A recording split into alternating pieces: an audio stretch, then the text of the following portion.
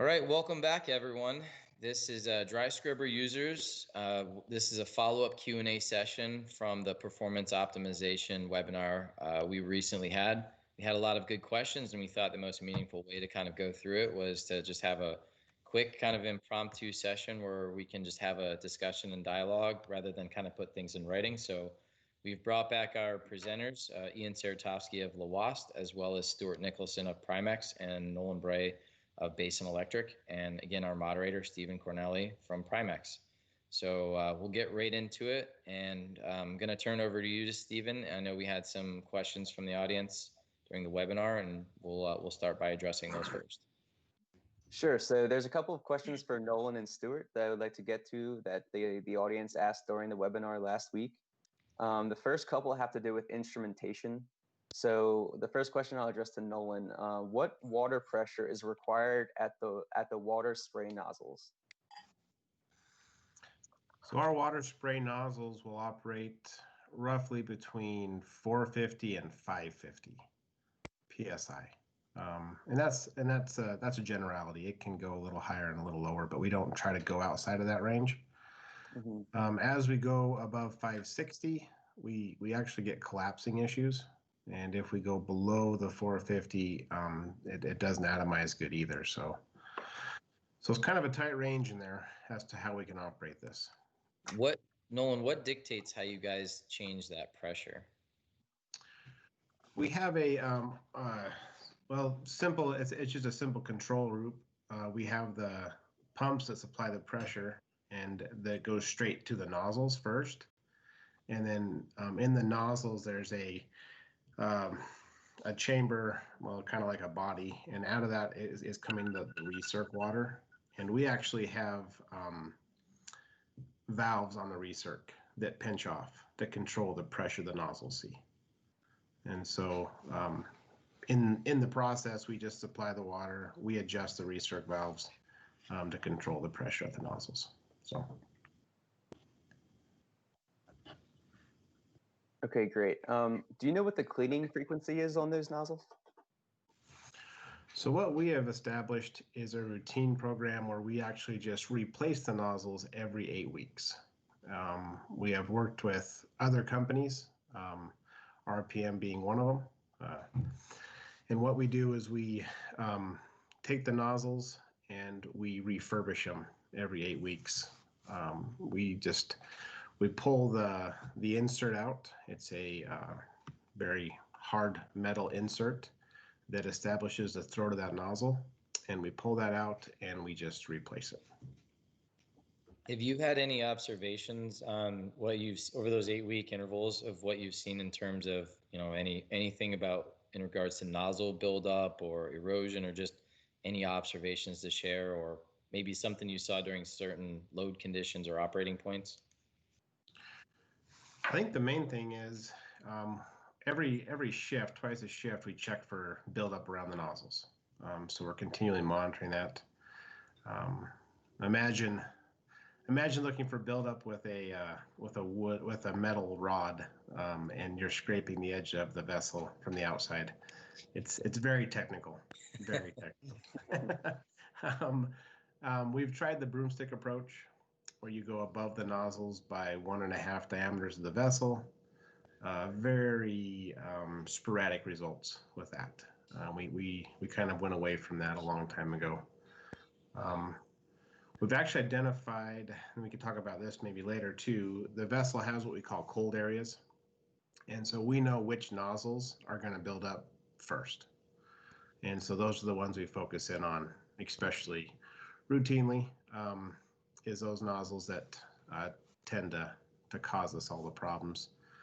We've tried to extend our nozzle life out. We've gone 10 weeks before, not very often. We keep it at 8 just for a comfort level to change those. We used to test the spray patterns, but we decided that we would stop testing all the spray patterns and just focus on changing the nozzles.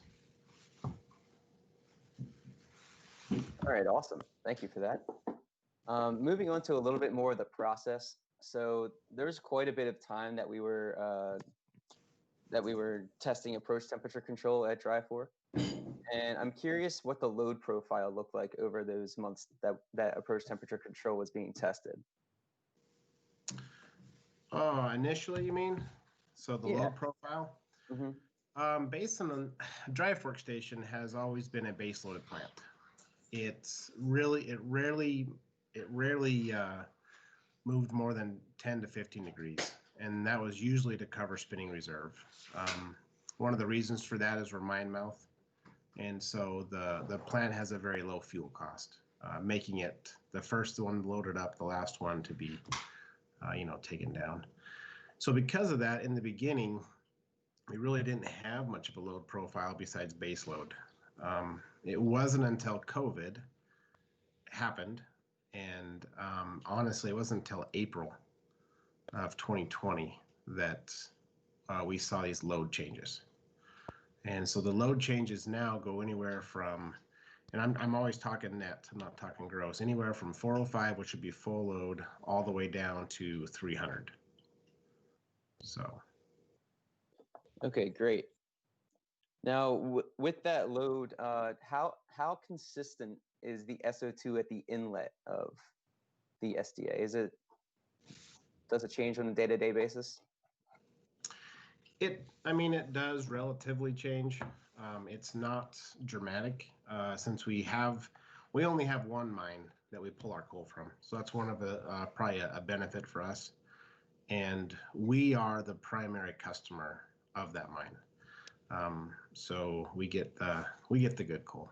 We ship the bad coal to our sister plant at LRS. So,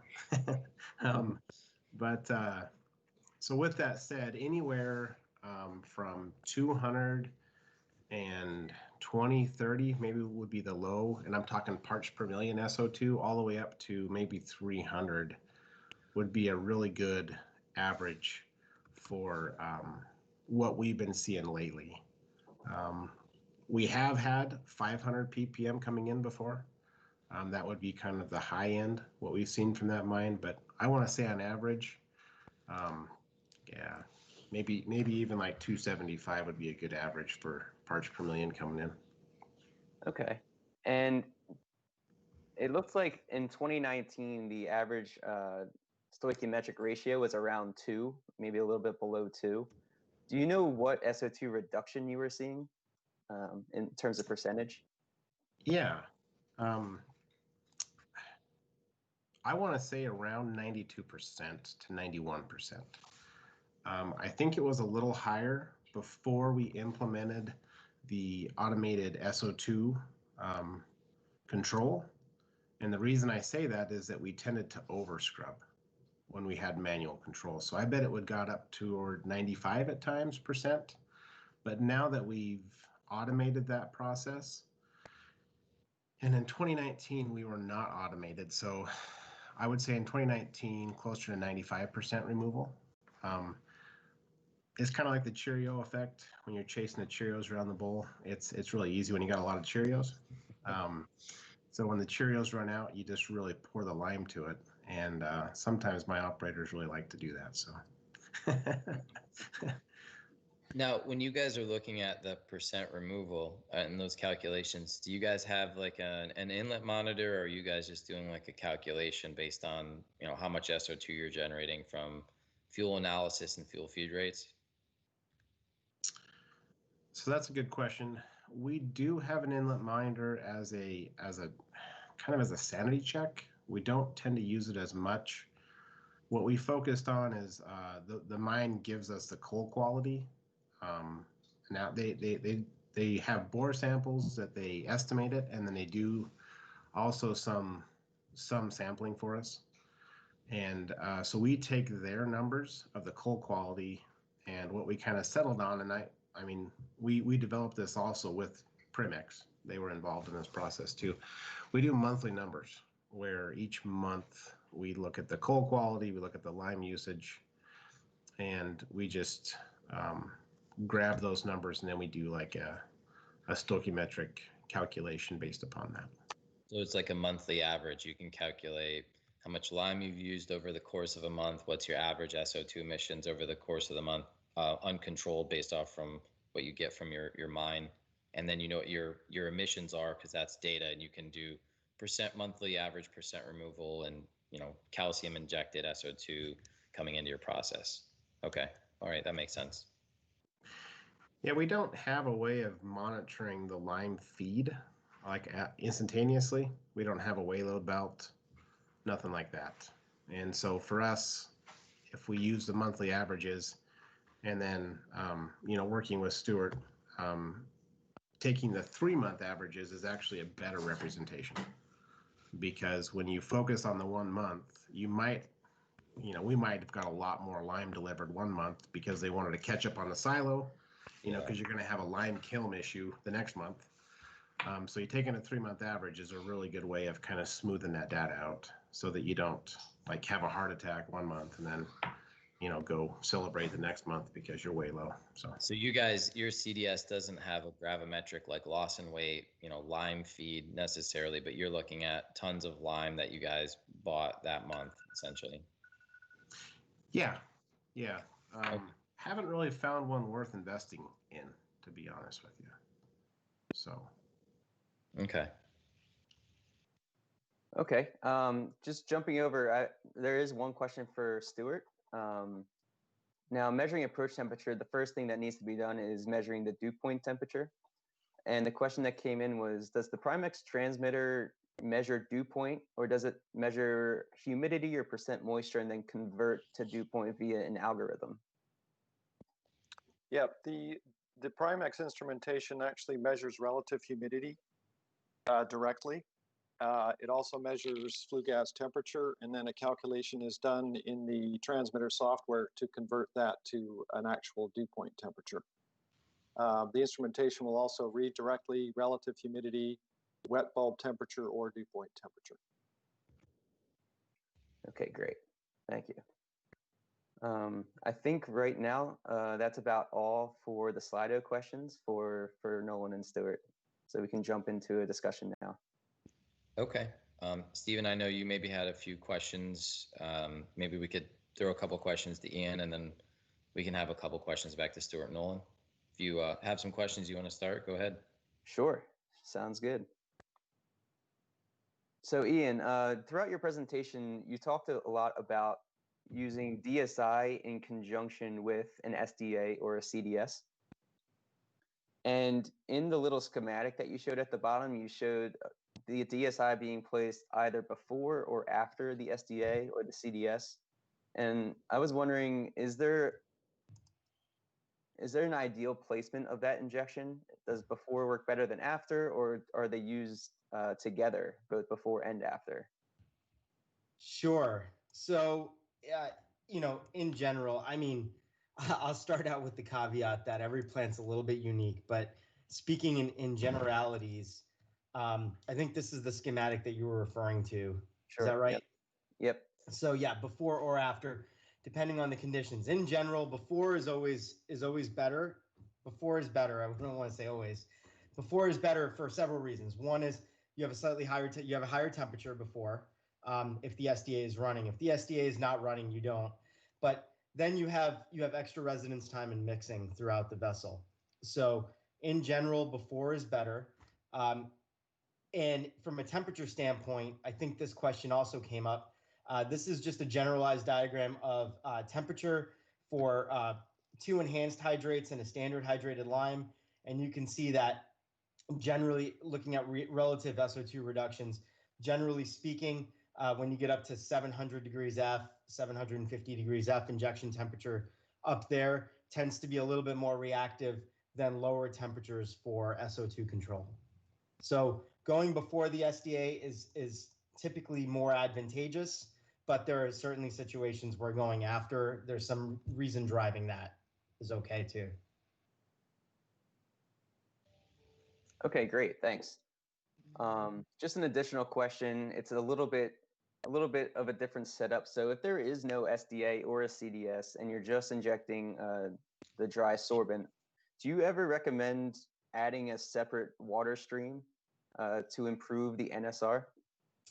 So there's been a lot of work on this in this area over many, many years, going back to the B&W Coolside process days in the late 80s, early 90s. So yes, induct humidification can certainly help. Moisture helps drive the reactivity of the lime. We obviously all know that, whether it's SDA or DSI, it works the same. The chemistry is very analogous. The reason that most people haven't done it is, in my opinion, for fear of risk of plugging bag houses. Dew point monitors like you guys put in could really change the game there, I think, where adding additional water and having a way to monitor that moisture, that approach temperature could really help minimize risk, and at the same time maximize effectiveness of the lime. So get those utilization rates up. Okay, great. And just to clarify, net stoichiometric ratio, or NSR, is that the same as moles of calcium per moles of sulfur? Yeah, it's moles. So normalized stoichiometric ratio is at least what we always use, which is moles of calcium divided by moles of SO2 divided by 1, because the molar ratio of calcium to SO2 is 1:1. If you're going after HCl, it would be divided by 2, since there's 2 moles of HCl per 1 mole of calcium. Okay, awesome. Now, just one final question I have in terms to DSI versus SDA. What's the expected stoichiometric ratio for DSI versus something like an SDA or a CDS? So, it depends, and I guess I'll modify the question a little bit and answer it slightly differently. So Nolan just said, and I wrote it down, typically getting 91 to 92% reduction of SO2 at a stoichiometric ratio of approximately 2.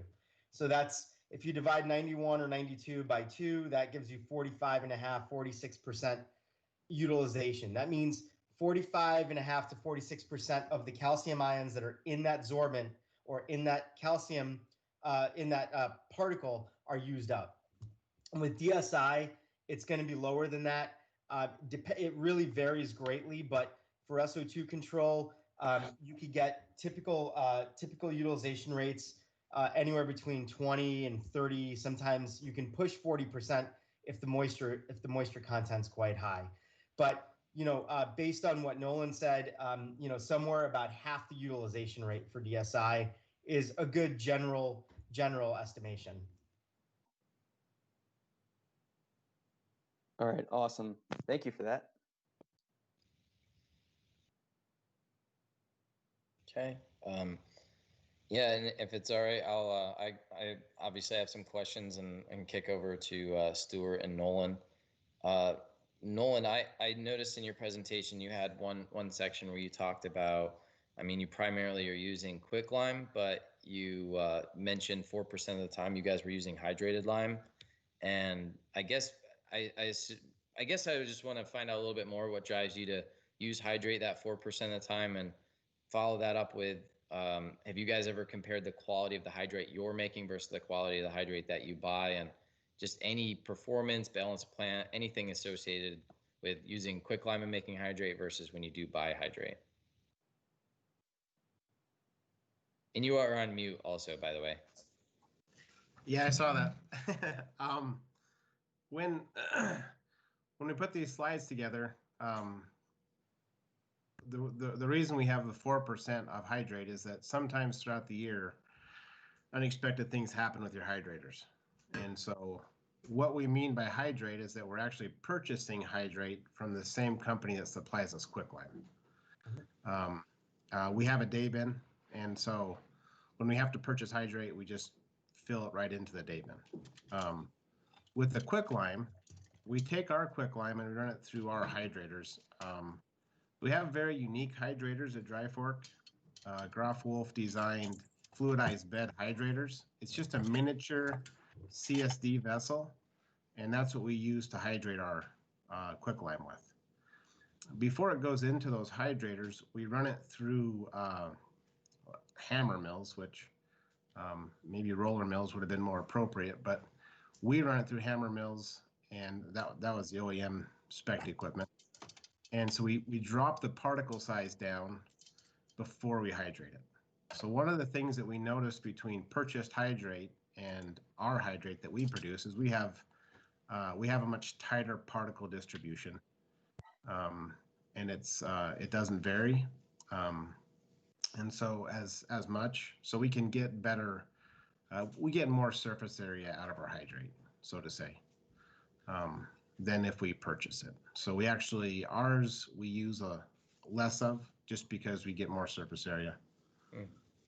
Do you guys ever grab samples and analyze and compare, say, like surface area and the physical properties?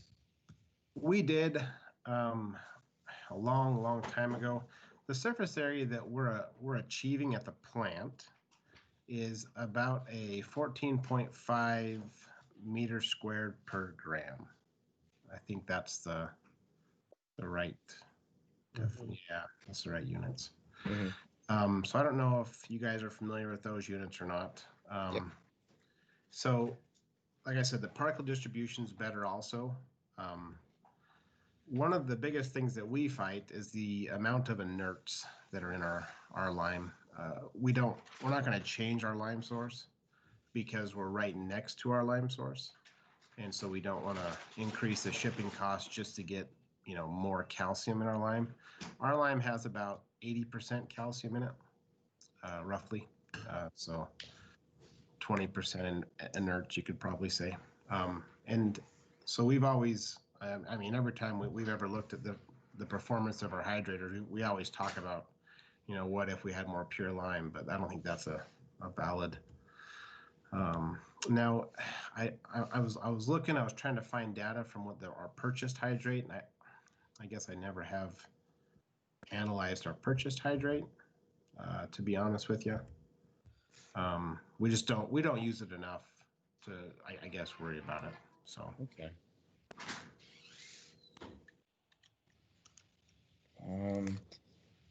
Another question that kind of came to mind was, have you guys ever had experience in the past with your CDS system as far as, I guess, kind of wetting the back end, whether it's the reactor exit or, the material that's going into your baghouse, your air slides?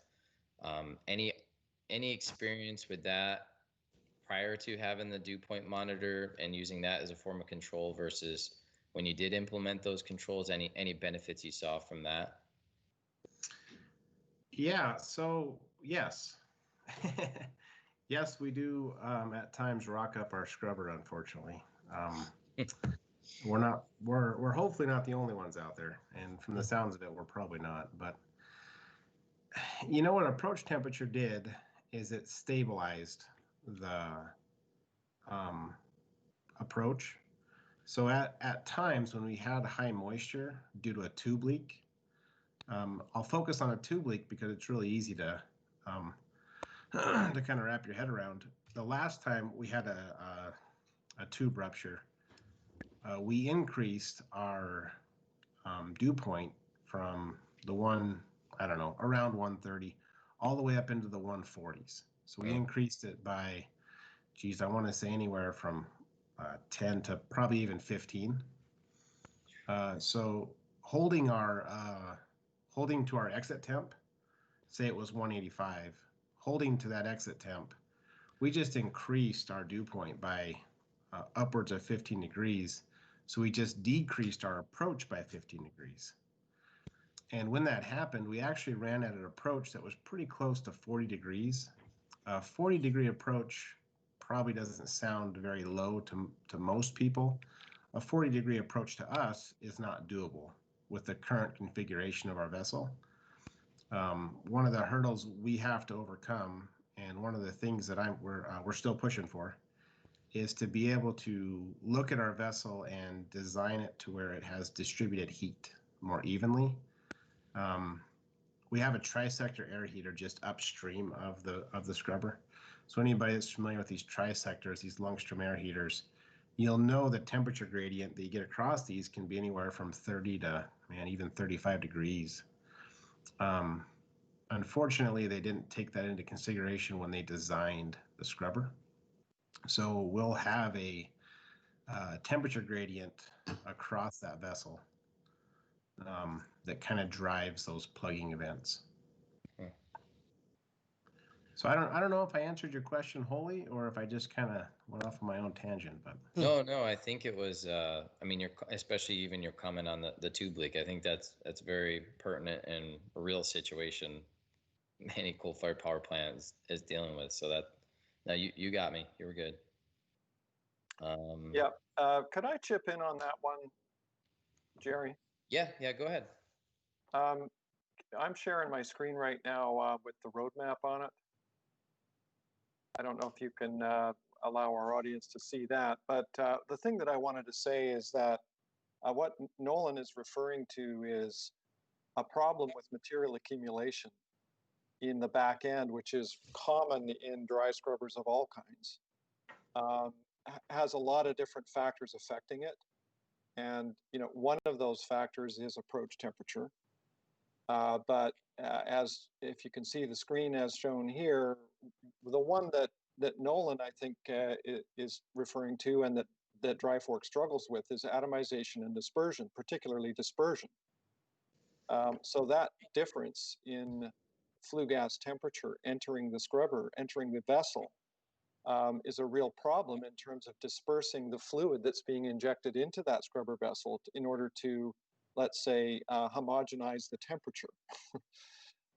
So really the issue with Dry Fork and many others in the vessels themselves is not so much the approach temperature. It is more related to the, let's say, incomplete or unbalanced dispersion of the fluid in the flue gas that causes localized low temperatures inside the vessel, and that's where you start getting material accumulation typically. That makes sense, because really, like you're saying, you have a temperature gradient essentially. So, Right. You're kind of operating throughout a plane at different approach temperatures in a sense. Right. So we're talking about, what's going on inside this vessel and the very different temperatures, and not only different temperatures, but the different velocities of the flue gas entering that vessel make it very difficult to, let's say, balance the temperature inside that vessel or balance the sprays entering the side of that vessel to give you a balanced temperature throughout the vessel. And that's the challenge at Dry Fork. So would there being two, if I'm seeing this correctly, two outlets, is there any issues with, as you talk about balance there, since we're looking at it from a gas flow perspective, and even I'd say solids distribution, is there any issues or observations associated with that, having, say, two discharges from your CDS system? Nolan, do you want to tackle that one? yeah. One of the things that we notice when the model was done for this vessel, they did flow distribution plates between the vessel and the baghouses. And so because A2 and B2, so if you looked at this from the very top down, you would see 3 baghouses on the left and 3 baghouses on the right. So you got the 2 middle baghouses come directly off the vessel, and then the outside ones are a little offset. And so the geometry works out to where A2 and B2 capture most of the flow.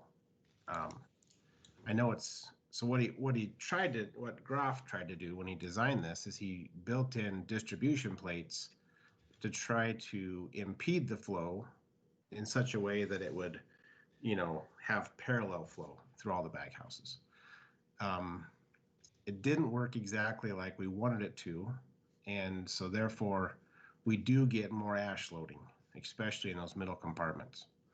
Sometimes in some of the compartments, because we have all the research slides coming in, some of those we really struggle at times because we don't get very good flow out of the baghouse compartments. And so that is a disruption in the vessel.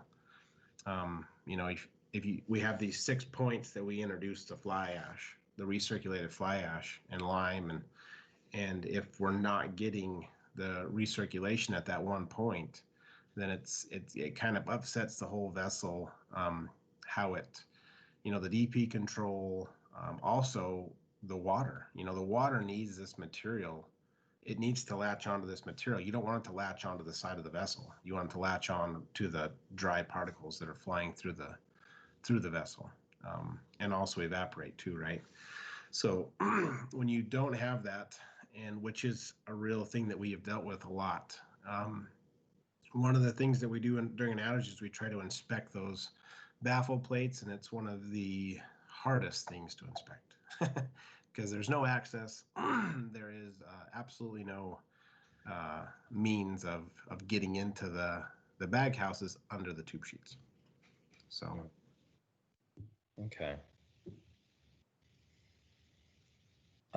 We could kick over a couple questions. I don't know if anyone has any questions for Ian. I'm happy to fire one off, but if anyone wants to field a question or two to him. Yeah, Jerry, I have another question or two for Ian, but I'll let you go first. Okay. Ian, in terms of making economic decisions and looking to incorporate one of those DSI scenarios that you talked about, I know you and we always talk about things like total cost of ownership.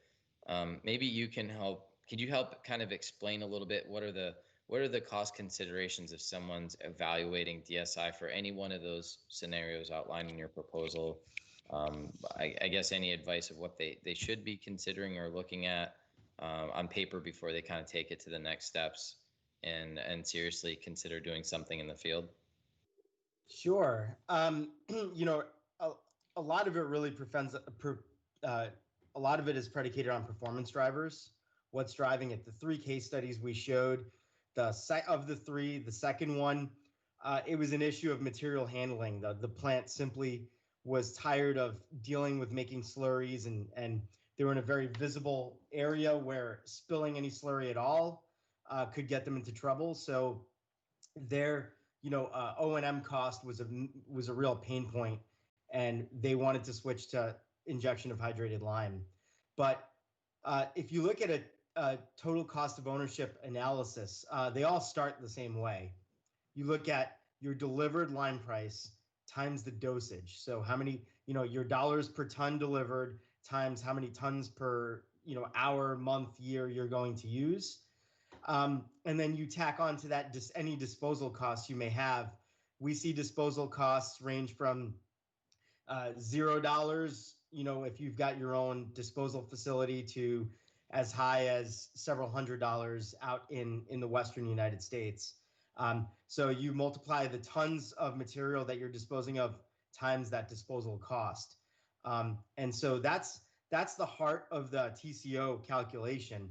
But then you start have to factor in specific O&M costs for the plant. So are you replacing nozzles every 8 weeks? Are you getting corrosion in the ductwork? Is there a benefit to injecting ahead of an SCR if there's an SCR in the plant to reduce the load at night during low demand periods and make 20, 30, 50 megawatts lower if you're paying the grid to take your power at night? So there are a lot of variables, but that TCO calculation really starts with delivered price times dosage plus your disposal cost, and then add on to that any O&M costs that are specific to your plant.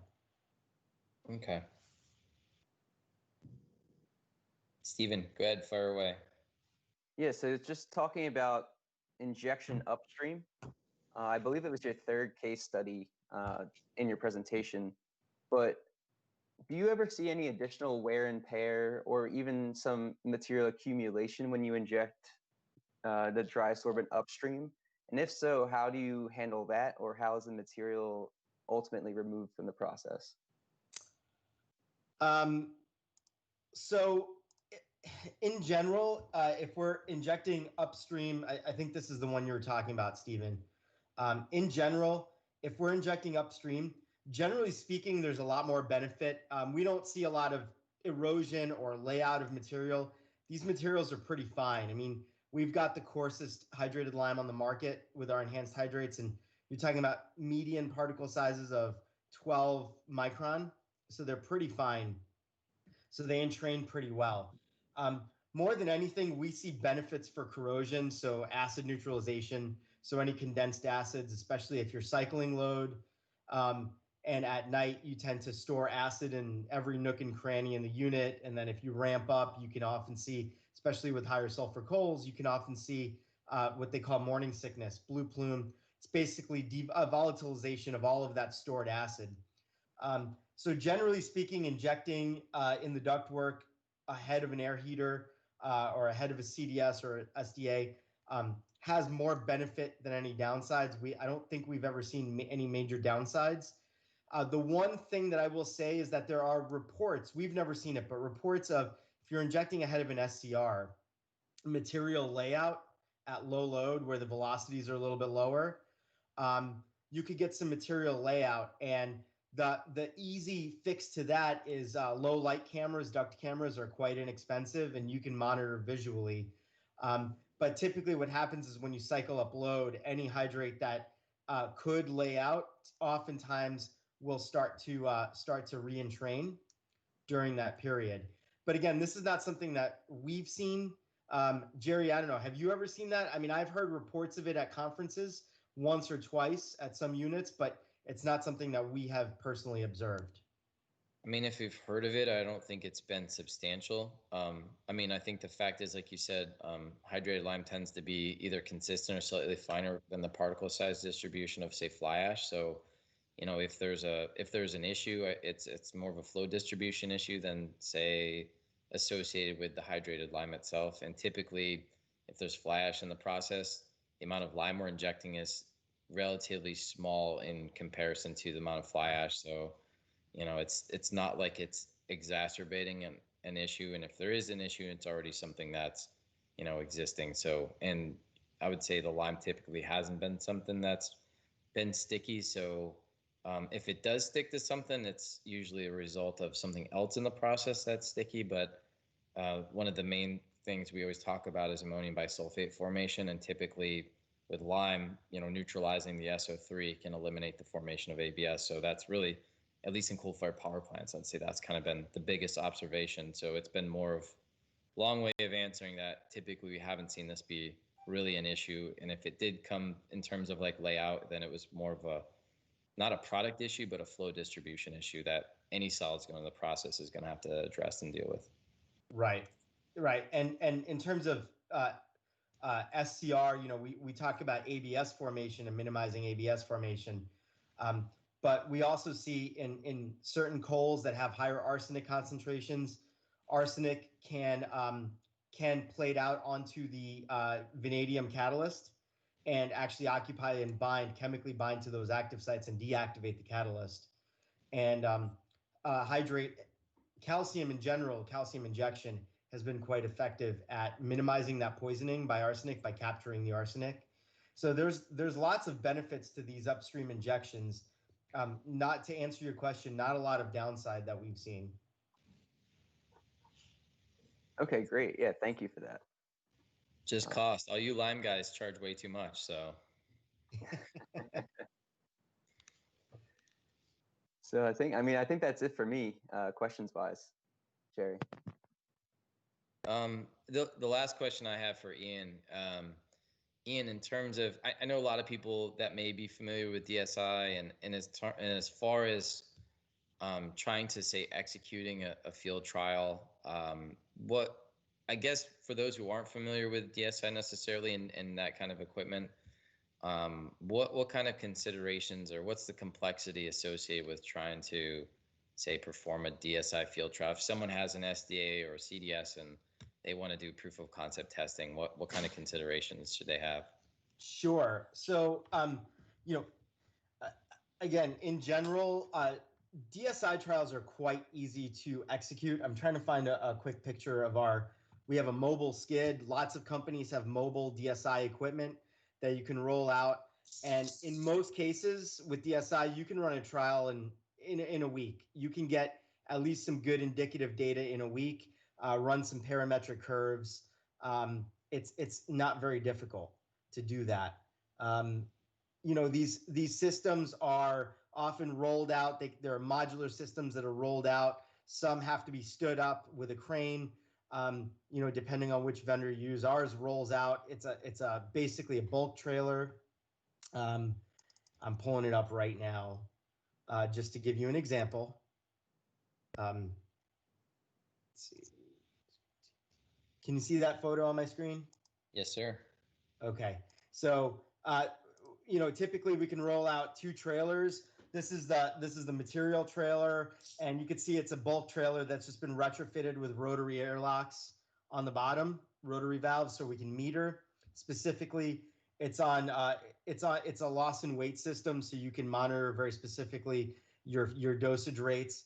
And then we have another box trailer, van trailer, that's got blowers in it, so we can blow this. And we can inject from 500 pounds an hour or even lower to we've injected as high as 15,000 pounds an hour of hydrate. You could station hydrate trucks nearby, or right next to this thing, and load as you need it. So trials are quite easy and relatively inexpensive to execute to see if DSI as an add-on or as a primary solution is something that is economical for the end user. And as far as historically, from your experience, what kind of, in terms of people that are bringing out the skids and operating the skids, like what does the plant typically have to have prepared versus the folks who kind of execute the trial normally?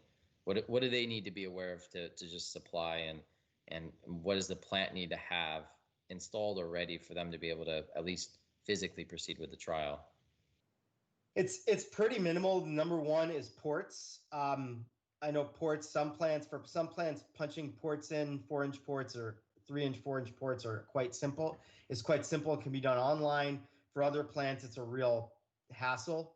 But the biggest thing is ports. And if you're going to do a DSI trial, thinking through the location of the ports for the test and the test plan, and then putting ports in multiple locations if you can do it, to evaluate. I mean, we talked about, Stephen asked the question about upstream versus downstream of an SDA.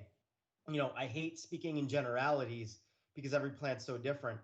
In an ideal case, what you would do is put ports in both upstream and downstream in an identical number of ports. So you're comparing as best as you can, apples to apples. And you make that empirical decision rather than using generalities. Given that these trials are quite simple and relatively inexpensive to execute. Looking at different load profiles. And then it's just the typical ancillary stuff, Jerry, besides ports. Doing power, basically power hookups, nothing special here, no high power requirements. The other thing, especially with an SDA, if you're going to go upstream of an SDA, what I think is always great, and it's a wish list item, but sometimes plants don't want to spend the money, is doing CFD modeling. Doing some basic CFD modeling. There's a couple folks in the industry that do a really good job and know what they're doing, and making sure that if you are testing multiple locations, that your distribution is comparable. Because if you're testing 2 locations and there's stratified flow in one location and pretty good mixing in another, you're not comparing apples to apples. And so, somewhere in the neighborhood of $15,000 to $25,000 to get a result from a model, that's a decision a plant has to make, but it's always a good wish list item to have done to make sure that you're getting the most out of any testing that you're doing. And then those results are going to translate if the plant decides to go ahead. The modeler doing subsequent cases is often just an incremental cost above and beyond that. The setup of the model is usually the most expensive part. Okay. Anyone else have any questions for Ian? Shifting back to Nolan and Stewart. Stephen, I don't know if you have any questions you want to ask. I mean, I certainly have some more I can ask, but I don't want to monopolize all the time. Yeah, you can go for it for now. I'll think of something on the way. The one thing, this is probably less technical, but I'm kind of interested, Nolan. One of the comments that was presented on the slide was talking about kind of the duration and implying that it was relatively slow changing sort of internal philosophies and processes to sort of implement the approach temperature control. Can you, because I'm sure that philosophy is probably consistent with a lot of plants, that mentality. What did you guys have to overcome? What barriers were you guys experiencing that took over 3 years or 4 years before you guys got that control in place? Yeah, I think the main barrier is a fundamental philosophy that there's a benefit to be had from these changes. I think there's a stigmatism out there that people try to change things, for their own personal reasons. But at the end of the day, when we were doing these changes, we actually had a goal in mind, and the goal was to, not just increase the performance, but also to decrease the amount of waste product that we have, and getting everyone on board, because first of all, you have to have maintenance on board. They're the people installing it. Second of all, you have to, no, actually, first you have to have upper management on board, because they're the ones giving you the money. And then maintenance and operations. And at our plant, we had some people that I think fundamentally thought they were doing a good job with what they had, and they were. It's just that once they understood the benefits that could be had, and it took a long time to get the benefits out there. I think that was the main hurdle, is teaching people that it's not, I don't want to undo how you do your job. I just want to make your job easier. And once they realize that, I think that's what mainly gave us the most success. So based on that experience and that commentary, if someone wanted to implement similar controls or a different philosophy, would you have any advice or suggestions about their approach that could streamline that, or what kind of information they should collect? That, you've got hindsight. What kind of they could use foresight? What could you share with them to make that faster? Yeah. Well, for us, it was pretty straightforward. I'm going to say me and Stewart, it was pretty straightforward as soon as we did a economical analysis that this would be beneficial for dry fork. But then the challenge came. We had to go forward, and we had to figure out, what else needed to be done. And a lot of that had to do with getting everybody else to understand that benefit. First of all, the economical benefit, and then secondly, the effects that it has afterwards. Because just because you use less lime, that's not the only benefit. There's less waste ash. There's just, it does get, and then on top of that, we made the operator's job 10 times easier when it comes to controlling lime. I don't know. Do you have anything you want to add to that, Stewart? Yeah, I do. Yes. So there was a couple things that the question is around why it took 3 years to kind of get from where we started to where you are now. And I think first of all, this was the first implementation of approach temperature control in a circulating dry scrubber. So nobody had ever done this before. Secondly, because dry fork is the largest circulating dry scrubber in the world, I think there was an extra measure of caution that everybody was taking around doing something new. Although approach temperature control is pretty well proven in spray dry absorbers, the CDS was new. So I think everybody took kind of a deliberately cautious and careful approach to the implementation. The first year, honestly, was just, getting the instrument, deciding where to install the instrumentation, deciding how to install it, then getting it installed, and we had to cut ports in, and there was things like Ian was saying earlier, actions that needed to be taken. And this wasn't the highest priority at the plant. This was considered sort of an experiment. So there's always things going on at the facilities that will take precedence. So we kind of had to take what we had to work with, catch as catch can in the priority of things going on at the facility. So the installation and sort of the initial instrument commissioning was sort of year one. And then the next 6 to 12 months was just collecting the data and trying to interpret that data to understand what it was really telling us about the potential feasibility of controlling approach temperature and the potential economic value of controlling approach temperature. And then the decision was made to go ahead and change the control logic and go forward with the actual control modifications. And then it took another year after that to get those that system tested, tuned, and to begin to understand the real benefits. So, it's just a process that takes time. I don't know, Nolan. I would say if we had it all to do over again, we could probably do it in half the time. Because now we know, we've learned where to install the instruments, how to do the controls, what to expect in terms of the management's attitudes and so forth. So I think we could compress it again if we were to do it again. Okay. I know, for the sake of time, we've got about 3 minutes left. Maybe one, I don't know if we have a quick, I know maybe Travis, I know you're quiet back there.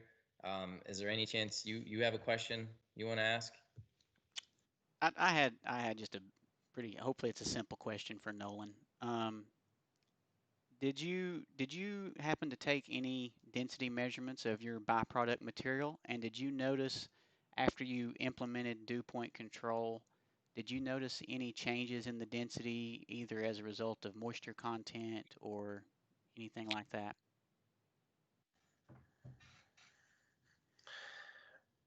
I've never taken a density measurement of my byproduct. I haven't done that. What we did implement towards the end of this approach temperature is we now do moisture analysis of our fly ash as we drop our approach temperature down. Currently, we're at 49 degrees on our approach, which is lower than we've been. And currently, I'm just going to throw us in here, we are at a 1.42 stoke removal rate, and that's a 3-month average. Things happened really quickly towards the end. After we proved ourselves, because it was a proving ground, after we proved ourselves, then things started to happen a lot quicker. And it took a while to prove that this was going to be sound technology. So, but to answer your question, no, we've never, I have looked at my ash product to give you a rough idea of what it was before we started. It was about 30% lime inerts, about 25% reaction products like sulfate. Fly ash components was about 40%, and we had anywhere from 5% lime down to even, a little bit higher. The lime inerts and the unreacted hydrated lime kind of varied, but I would say for the sakes of making that 100, it would be about 4% unreacted hydrated lime. That would be a decent average. So. All right. Well, I see, we're 1 o'clock on the dot Eastern time. So, I think this honestly has been a really great discussion, and kind of hopefully this webinar and the follow-up Q&A can provide some good information. So the next person trying to implement these kind of controls can do it a lot quicker. So I want to say thank you to, our presenters, as well as Stephen for moderating, and also everyone, Travis Reynolds in the background who got to chime in there. He's kind of the production guy that helps make sure all these things get recorded. So we couldn't do this without him either. And yeah, if anyone has any follow-up questions or discussion, we can always kind of keep this going either through the LinkedIn or send emails. We're always happy to keep this going. But I think this was a really good discussion. And again, thank you guys for all your time and effort putting this together and having the conversation with us. Thanks, Jerry. Thanks, Travis. Yeah, thank you, DSUA and the board and all you guys for putting this on. I know it's a lot of work, and you guys are all volunteers, so it's all very much appreciated. You're doing a great service to the industry. Working from the beach, so. Yeah, thanks a lot, Jerry. Thank you, guys. Have a good Thanksgiving. You too. Have a good Thanksgiving. Take care.